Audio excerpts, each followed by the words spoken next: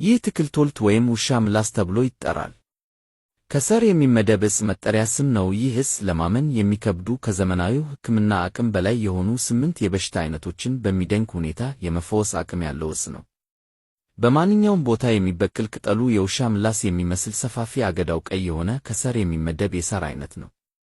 የውሻ ምላስ የሚለውን ስያሜ በአማርኛ ቋንቋ ያገኘውም የቅጠሉ ቅርጽ የውሻ ምላስ የሚመስል ቅርጽ ስላለው ነው ይላሉ።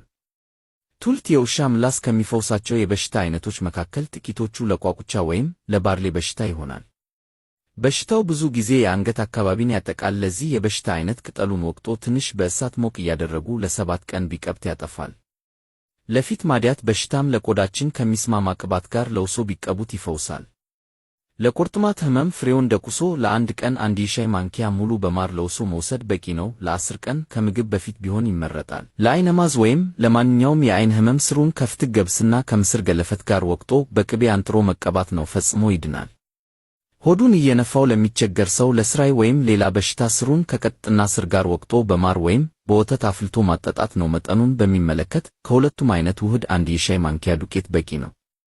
ለሽንት ማጥ በሽታና የከፋ የሐሞት ጠጠርን ለማውጣት ስሩን በውሃ ቀቅሎ ከወተት ጋር ቀላቅሎ መጠጣት ወይም ከሰመሬታ ገብስ ጠላ ጋር ቀላቅሎ ለቀን የውሃ ብርጭቆ መጠጣት በቂ ነው። በሽታው እስኪድን ድረስ መደጋገም ይቻላል።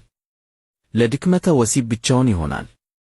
አጠቃቀም ስሩ ተቆርጦ እንዳይቀር በአንካሴ ወይም በማንኛውም መቆፈሪያ በጥልቀት ቆፍሮ ማውጣት። ተቆፍሮ ከወጣ በኋላ ላም አርጎ ወቅጦ በተወቀጠ ኑግ ለውሶ በገብስ ጠላ ለ7 ተከታታይ ቀናት በቀን 1 ጊዜ 1 የውሃ ብርጭቆ መጠጣት በቂ ነው። ስሩ ከመሬት ተቆርጦ ከቀረ አይሰራም።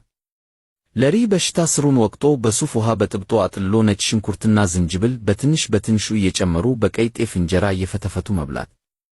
በሆድ ውስጥ ላለ ኪንታሮትና በፊንጢጣ ዙሪያ ጎልቶ ላልወጣ ኪንታሮት ፍቱን መፍትሄ ነው።